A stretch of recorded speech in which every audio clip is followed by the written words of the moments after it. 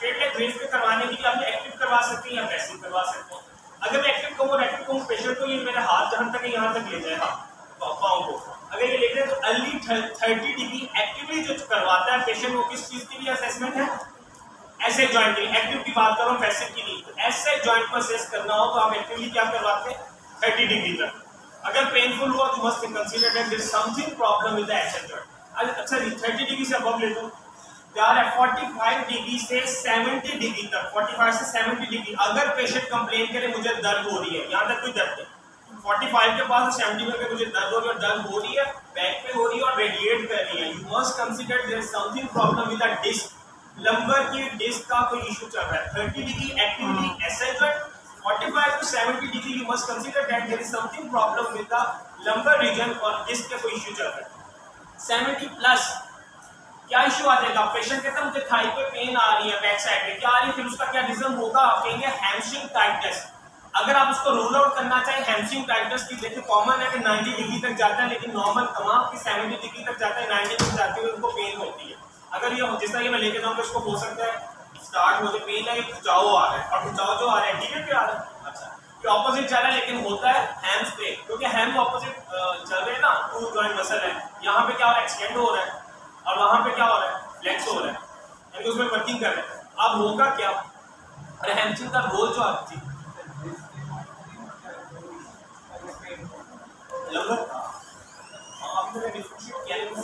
Lumbar region पे। अच्छा अब यहाँ पे लेके जा रहा हूँ मैं, नी को बेंड कर देता हूँ, पेशेंट कहता है पेन नहीं आता। इसका मतलब अगर डिस्क की पेन होती तो ये कंटिन्यूसली कुछ देर रहती, लेकिन जब ये इशू हैमस्ट्रिंग की टाइटनेस का आ रहा है तो जैसे मैंने नी बेंड किया, उसको स्ट्रेस किया, उसके ऊपर से कंप्रेशन को रिलीज किया, जो फोर्स आ रहा था उसके साथ क्या फायदा होगा? कि हैमस्ट्रिंग रिलैक्स हो गई। इसका मतलब प्रॉब्लम बेसिकली किसके साथ है? हैमस्ट्रिंग टाइटनेस के साथ। अब नी बेंड के साथ साथ मैं उसको कहता हूँ फर्दर ऑन करें, फ्लेक्स करें। बट अगर आप इसमें पेन आ रही है तो you must consider hip joint. अब क्या होता है कि फाइनल लास्ट में जाते हुए जो एंड में पहुंचता है तो उसको आपने असेस करना है अगर पेन एग्जिस्ट कर रही है तो किसकी है? हिप की है। सिर्फ पैसिव और एक्टिव में डिफरेंस हो लीजिए। मैंने एक्टिव 30 डिग्री कहा था, ऐसे ही का कहा था। अगर मैं पैसिव लेकर जाऊं, अगर दर्द फिर एग्जिस्ट करे तो ये हिप जॉइंट की पेन है। अगर मैं पैसिव 30 डिग्री तक कराऊं, एक्टिव 30 ऐसे ही। अच्छा अब ये है कि मैंने असेस कर लिया, मुझे लग रहा है कि इशू जो आ रहा है एसएलआर चेक कर दिया, अर्ली 30 डिग्री का पेन किया, मैं सोच रहा हूँ मैं इसके ऐसे जॉइंट को रूल आउट करूँ।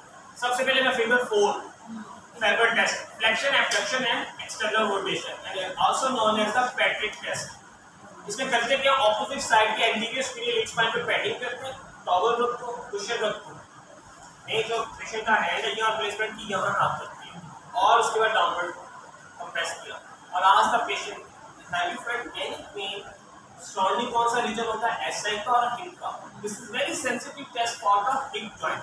लेकिन जब आप ये करवाते हैं तो पेशेंट कहते हैं हाँ जी मुझे यहाँ दर्द हो रही है, वो डाउनवर्ड लेके जाए, खुद लेके चला जाए, दिन भी चला, अब आप उसको कंप्रेशन को यहाँ पे दर्द हो, वो सिर्फ जो नॉर्मल है। अगर आपने ये पूछा दर्द है, पेन है, तो फिर ठीक है, लेकिन ये ना पूछा कहाँ हो रही है, तो आप उससे मिसगाइडेड होते हैं। किस तरह?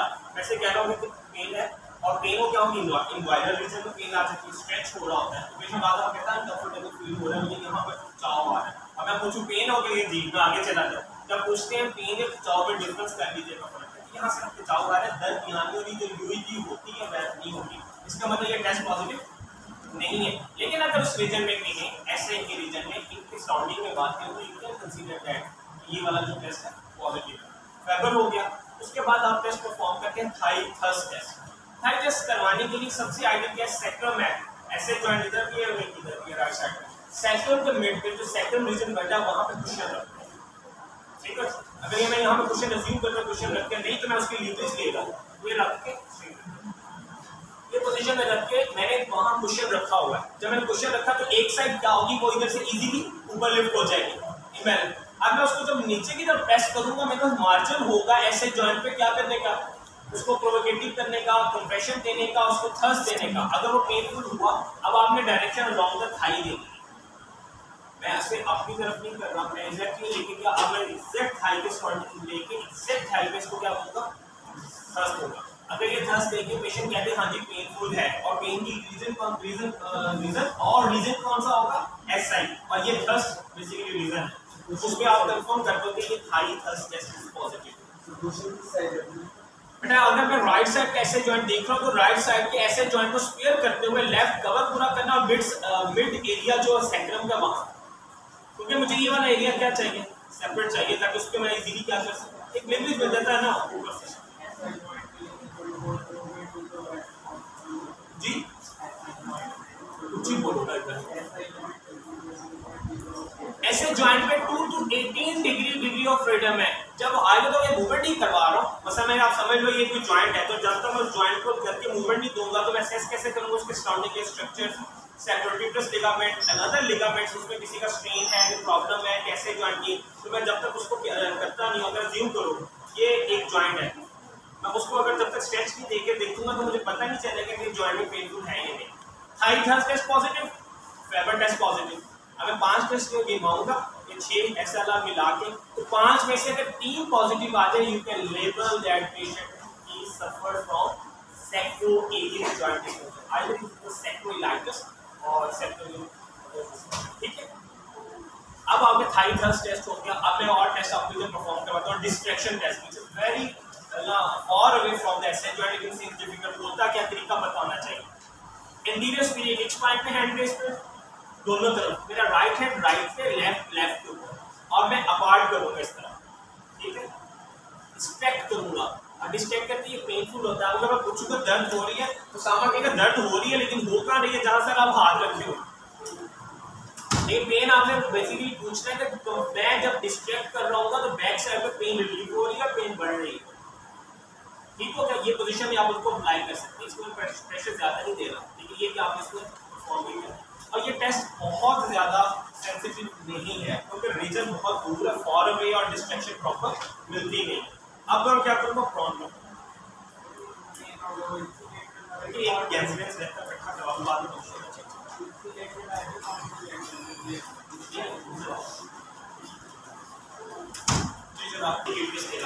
जब मैं ये परफॉर्म करवाता हूँ लिगामेंट में स्ट्रेन आता है तो उसमें भी पॉजिटिव आ सकता है, डायरेक्शन देखिए, लेकिन डिस्ट्रैक्शन दे रहा हूँ उसके ऊपर। अब मैं गैंसलेंस टेस्ट करवाने लगा। गैंसलेंस में करवाने का बेहतरीन तरीका क्या कि जो लेग आपने असेस करनी है उसको ऑफ का काउच कर दिया, ऑपोजिट साइड वाली लेग को बिल्कुल साथ में लगा लें, अगर आपको नजर नहीं आता तो उसको ऑफ का काउच कर और इसको साथ लगाओ बिल्कुल अपने साथ। बेटा इस पोजीशन में अब मैं क्या करूंगा, अब मैं इसको डाउनवर्ड पुश करूंगा, ठीक है। जब मैं डाउनवर्ड करूंगा आज का पेशेंट पेन ऐसे जॉइंट में हो रही है, पेन ग्रोइंग एरिया में, पेन एंटीरियर थाई में नहीं पूछ रहा, मैं उसे पूछूंगा दर्द का लेवल या दर्द आपके back side of the lumbar पे या ऐसे जॉइंट जहां दर्द होती है इस जगह पेन हो रही, दर्द हो रही है, फील करने। अगर ये टेस्ट पॉजिटिव आ जाए, another test is positive which is the Gaenslen's thigh thrust test. ये जो ये वाला जो टेस्ट है, और एक और बताऊंगा, वैसे तो मैंने पेपर भी कर दिया, लेकिन ये 3 test very sensitive in the SA joint. अब अगला टेस्ट को बताने लगा हूं, sacral thrust test, sacral compression भी कह सकते हैं ओनली। ये नीचे पे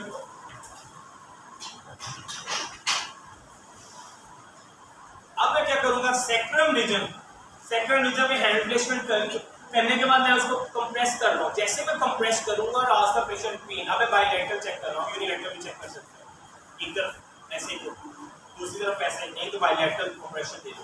अगर इसमें पेनफुल है ओके तो मुझे दर्द हो रही है, that is another positive. Gaenslen's positive, thigh thrust test is positive, sacral compression test is positive, ये 3 टेस्ट पॉजिटिव हो गए। फेबर भी करवाया, साथ में वो भी करवाया, डिस्ट्रैक्शन टेस्ट भी करवाया। 5 टेस्ट में से ये 3 टेस्ट अगर पॉजिटिव आते हैं, which is very sensitive in test center, then you can label those patient as sacroiliac joint dysfunction, and the sensitivity of these tests is 94% and the specificity of these tests is the 78%, 78 से 94 तक। बेटा मेरा PhD का ये work है, that's why I know about it on this region. ये तो मैं काफी कमांड है मुझे ऐसा ही पॉइंट के ऊपर पढ़ने के हद तक काफी को कमांड अल्लाह ताला बेहतर जानता है, लेकिन ये उसकी सेंसिटिविटी एंड स्पेसिफिसिटी का है कि ये टेस्ट इतना गोल्ड स्टैंडर्ड, और गोल्ड स्टैंडर्ड जो होता है वो आपके पास क्या है, नर्व ब्लॉकिंग, नर्व को ब्लॉक कर दिया जाता है जो कि ऐसे जॉइंट को सप्लाई करती है। जब ऐसे जॉइंट को जो सप्लाई कर मेरी नर्व ब्लॉक हो गया, पेशेंट फील करे मुझे तो दर्द ही नहीं है, then it is a confirmation that the patient has been suffered with the sacroiliac joint, and these 5 provocative tests has been compared with the gold standard love dog के साथ कंपैरिजन करने के बाद ये टेस्ट किए गए ताकि फिजियोथेरेपिस्ट उसको बेहतर बता सके। मैं आपको ईमानदारी से सकता हूँ ऑर्थोपेडिक सर्जन सब ठीक है ना। ऑर्थोपेडिक सर्जन्स जो हैं वो बेसिकली सर्जरी में कमांड करते हैं, लेकिन जब आप डायग्नोस्टिक में, मेरे बड़े क्लोज फ्रेंड्स हैं एक ही ग्रेजुएट्स हैं, और वो जब होता है जब कोई उनके पास पेशेंट होते हैं यार इसको ऐसे ही जॉइंट, जब वो कहते हैं कि अच्छा इसको आप ऐसे किस तरह करते हो, ऐसे को इलियोसेक्टर के साथ किस तरह करते हैं, ऐसे को किस तरह खत्म करते हैं, वो टेस्ट तमाम वो बुक्स वो देखते हैं। और इसमें आपको तो आपका ज़्यादा अच्छा हैंड्स ऑन होना चाहिए जब ये डिफ्रेंशिएट करते हैं। अदरवाइज तो सिर्फ मेरे टेस्ट करवाया, नी की सर्जरी करवा दें, नी के सर्जरी करवानी पड़ेगी, इंट्राआर्टिकुलर लगवा लें, मेडिकेशन चला दें। लेकिन जब आप डिफ्रेंशिएट की बारी हो तो आपको पता होना चाहिए कि प्रॉब्लम ऐसे का है, किसी और रिजल्ट है, किसी और प्रॉब्लम।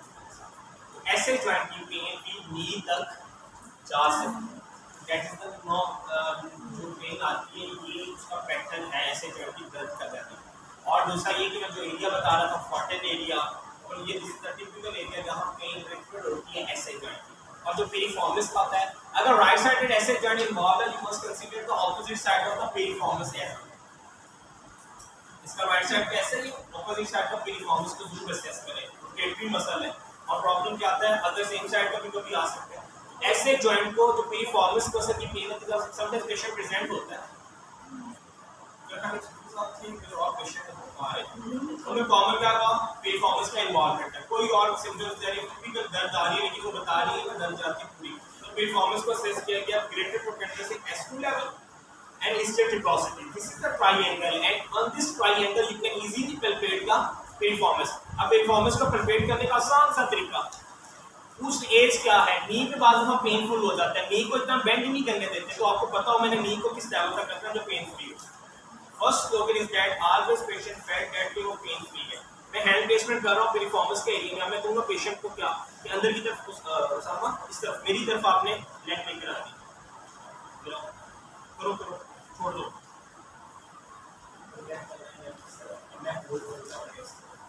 करो ये कर रहा है और बकायदा तो आप छोड़ दो, मसल आपको फील होगा टॉट होता है, and this is the point where the piriformis exactly located.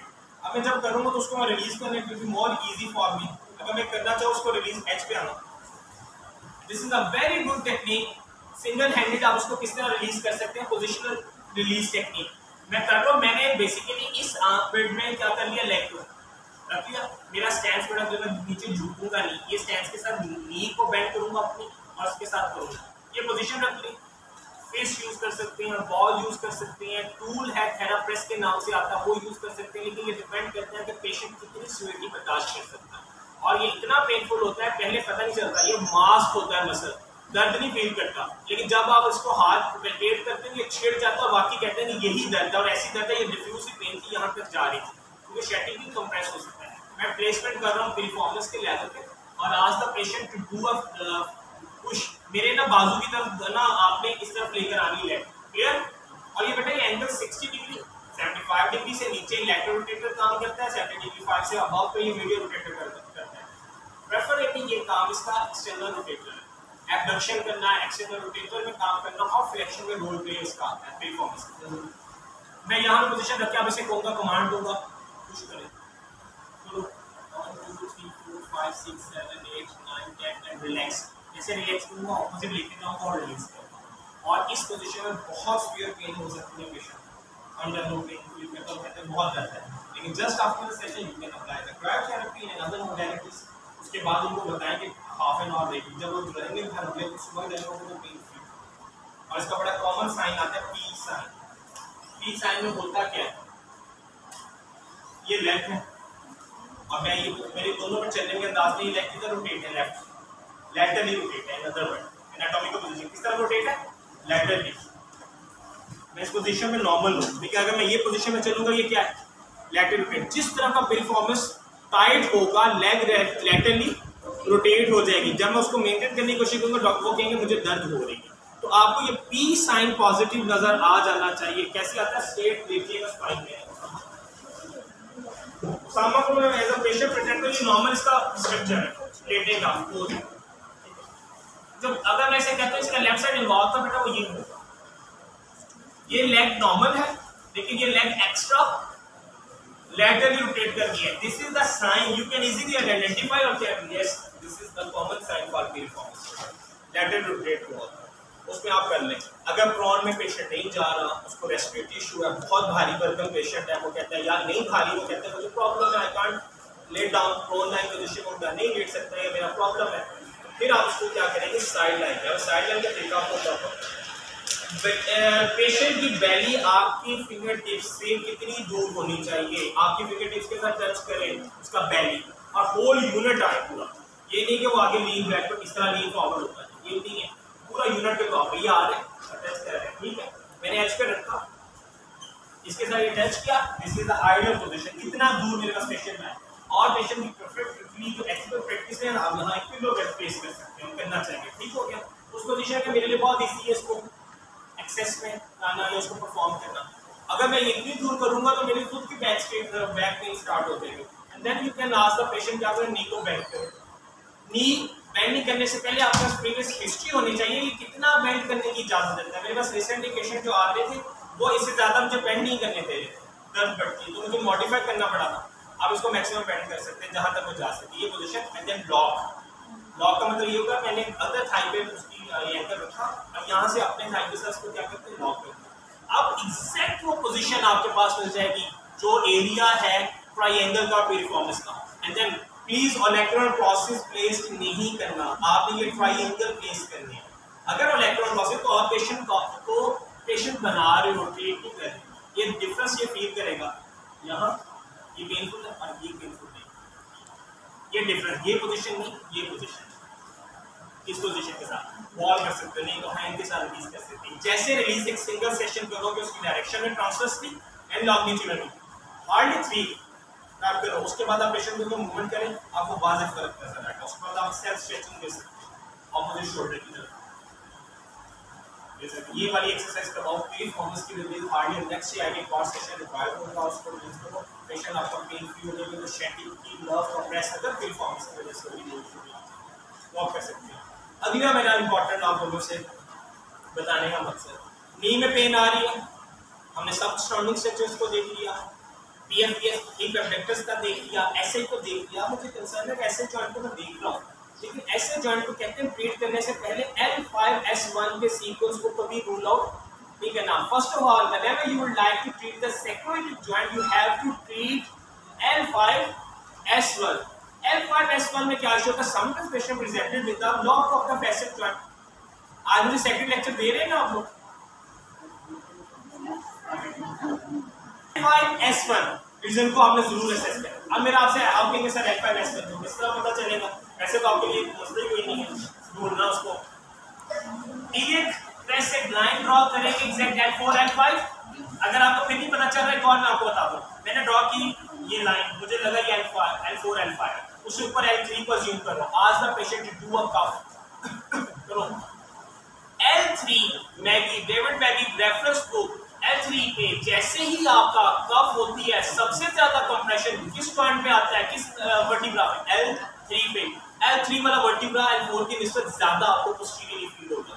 ये जा रहा है एक नहीं तो रिजल्टेंट फोर्स ड्रॉ करने का मेथड बताने लगा हूं. मैं इन्हें प्रेस पे हाथ रखूंगा, रिब्स के लेवल पे रखूंगा, हम उसको मिलाऊंगा और ले जाऊंगा. एग्जैक्ट जो पॉइंट आपके पास आ जाएगा that is point of the L3. अब मैं ये रख रहा हूं, ये और ये नॉट बहुत ये रखिए. हाँ जी कीजिएगा एग्जैक्ट करो. यहाँ रखो. ज्यादा किसका थंब पे मूवमेंट फील होती है. एक और दूसरा लाइन ड्रॉ करना L4 L5. अब मेरे लिए बहुत इजी जी रिब्स पे और साथ में ये रिब्स के लेवल पे एंटीरियर ब्रेस्ट के लेवल पे हैंड ब्रेस्ट पे रखा अलग सरफेस दोनों तरफ रखी. ये थंब को मिला दिया एग्जैक्ट इधर से रिजल्टेंट फोर्स. ये क्लियर बस बता दो इधर. अच्छा ये पोजीशन L3 पे और उधर से L4 L5 पे मैंने रिपीट कर दिया. मुझे आइडिया हो गया, मार्क कर सकता हूँ. अगर पेशेंट और एक्सपोज किया नहीं तो इस तरह पोजीशन आप इजीली कर सकते हैं. क्लियर. अब मैं आपको L5S1 पे अनलॉक करने का मेथड बता रहा हूं. पहले हम डिस्कस कर चुके हैं इसको. हो चुका हुआ ना, तो आप लोग प्रॉब्लम तो नहीं, वो सेम मेथड है. उसको आप अनलॉक करते हैं, थर्स देके उसको पहले. अगर आप ऐसे जॉइंट को रिलीज करना चाहते हैं, थर्स देना चाहते हैं, उसके लिए आसान तरीका नेक स्ट्रेट है, मैं थोड़ा सा इसको स्ट्रक्चर्स को, ये पूरी चेन को रिलैक्स करूंगा। कैसे? दोबारा देखो, यहाँ पे साइड फ्लेक्शन करके ये पूरा स्ट्रक्चर मेरा क्या हो गया, रिलैक्स हो गया। ये पोजीशन करके ये, अब अगर इसी पोजीशन में करना चाहूँ मैं ऐसे करता हूँ, पीछे की तरफ रखते हैं, उस आपने स्ट्रक्चर्स को लूज करना। बस ये एंगल का होगा, ये एंगल करना होगा, ऐसे है। अब मैं थोड़ा सा टेढ़ा कर रहा हूँ, ये कर लिया। उसके बाद हैंड प्लेसमेंट ये कर ली। इधर से मैं क्या कर सकता हूँ, मैं चाहे इस लेग पर रख सकता हूँ, नहीं तो मैं इस पोजीशन में भी रख सकता हूँ, इशू कोई नहीं। ये अब ये कर रहा हूँ मैं, बहुत इजीली से कंप्रेस रखूँगा इसमें, और ये करते हुए मैं इजीली इसको करता हूँ। ओके, ये पोजीशन में आप ये पोजीशन रखनी है, कुछ नहीं करना। मेरे हाथ ये देखो, और मैंने हाथ काउच के ऊपर भी रख दिया। मैं अपनी मर्जी से इसको इजीली पेंडुलम की तरह या इजीली मूव कर रहा हूँ, और जरूरी मैं जंप दूँ फॉरवर्ड, लेकिन आस्ते आस्ते इसकी एंड रेंज देखूँ और इधर से नीचे को प्रेस करूँ, इसे लूज करने के लिए। अच्छा, ये करके और इसमें पोजीशन करें तो मुझे आइडिया दो, और मैं यहाँ प्रेस करूँगा और हल्का सा दूंगा, और एस सैक्रोइलियम इजीली आप थ्रस्ट इस मैं लोअर पोर्शन को कर सकता हूँ।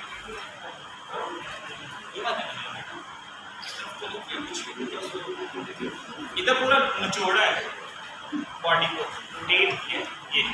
अच्छा, ये पोजीशन में करके मैं ऐसे इजीली उसको कर लूंगा। आपने सैक्रोइलियम की क्या परफॉर्मेंस का बताया, स्ट्रेचिंग बताई। पेशेंट कहता है मैंने कुछ ऐसा नहीं किया, फिर भी मुझे पेन इधर कैसे परफॉर्मेंस की। मैंने पूछा एक्सरसाइज, मैंने कोई गेम स्क्वाश, एक पेशेंट था स्क्वाश करके रात को आया हूँ शेप से, और मैं वॉल्टॉन में एक पेशेंट थे, आया हूँ तो मेरे साथ ये इशू आ गया। मैंने कहा वार्म अप प्रॉपर, हाँ आया, आके मैंने बात ही किया, लेने का फौरन एसी में बैठा, फिर उसके बाद तो मुझे ये पेन स्टार्ट। एक चीज देखना, वार्म अप ना प्रॉपर करने का, फूड ना करने का। दूसरी प्रॉब्लम का बात ये है, रात को एसी में सोते हैं पेशेंट, और हर एक को सोने का अंदाज डिफरेंट है, कन्वर्टेड रहेगा।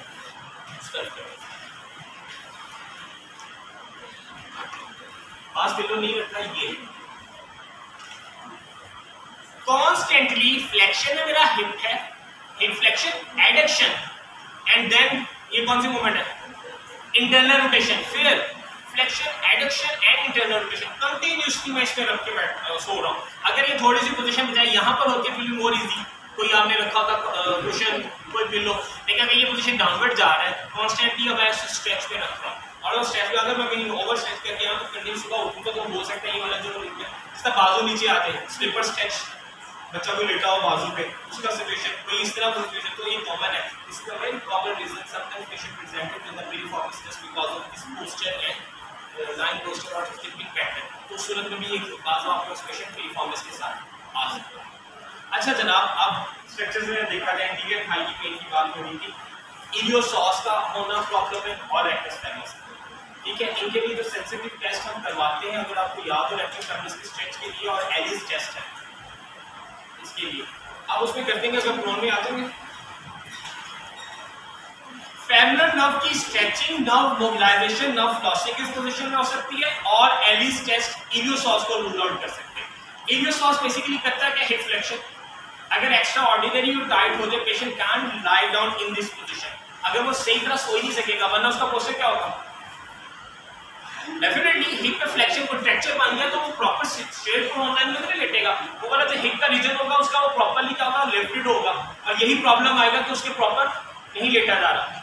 अब करना क्या है, ये है ये पोजीशन है, simple, you just place the pillow cushion towel on the thigh. अब इस पे करो कंटीन्यूअसली, इलियोसॉस को क्या बोल रहा है, स्ट्रेच कर रहा है। This is the way of stretching of iliopsoas. Another way of that कि अगर मैं फेमरल नर्व को नर्व फ्लॉसिंग करना चाहूँ, इधर रखूँ कुशन और रखने के बाद लेग को मूव करूँ तो ये नर्व पूरी की पूरी क्या होगी, नर्व फ्लॉसिंग। जिस तरह हम एसएलआर में शेटिंग को करवाते हैं, इस तरह फेमरल नर्व को कर सकते हैं। Is it clear? अच्छा जनाब, और आपके पास आ जाता है जिस तरह रेक्टस फेमरस का है, जो मैंने आपको बताया बुल आइज या कंडुलियम के साथ, इंजरी के साथ, एच पे आना है।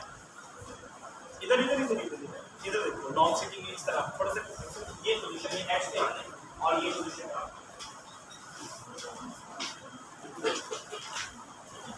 अब क्या करता हूँ, जिस तरफ का रेक्टस फेमरस जो लास्ट बच्चे बैठे हुए हैं ना, अगर नहीं नजर आ रहा तो है, और अगर नजर आ रहा है तो कमाल की आंखें, अल्लाह ताला ने आपको इतनी दूर अंदेशी से नवाजा है, इतनी अच्छी बसारत है, मैं क्या कहूँ।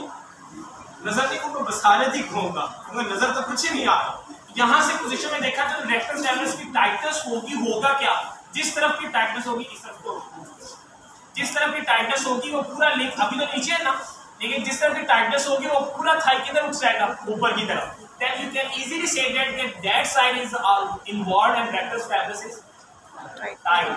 उसका आपके पास क्लियर आ जाएगा कि ना ये जो रेक्टस fibrous है ये बेसिकली क्या टाइट है। You have to perform the इसका डेफिनेटली एक रिफ्लेक्टिव फैक्टर और एक्सपीरियंस है। हाँ, स्ट्रेचिंग साइलेंट में लटा के उसको स्ट्रेच परफॉर्म करना। ये पोजीशन है पेशेंट की, मेरे पास ये है, ये बड़ा स्टिम्स का पेशेंट है, ये दिया हुआ यहाँ मैं प्रेजेंट स्ट्रेच करूँ, hold relax muscle energy technique you can perform, modify form, ask the patient to do a hip flexion और मैं इसको क्या करूँगा, होल्ड करो, ये करना है 1 2 3 4 5 6 7 8 9 10 रिलैक्स, ठीक करें, नी को मैं फ्लेक्स करूँगा तो मैं स्ट्रेट करके ये मसल, अगर स्ट्रेट करूँगा तो ये मसल यहाँ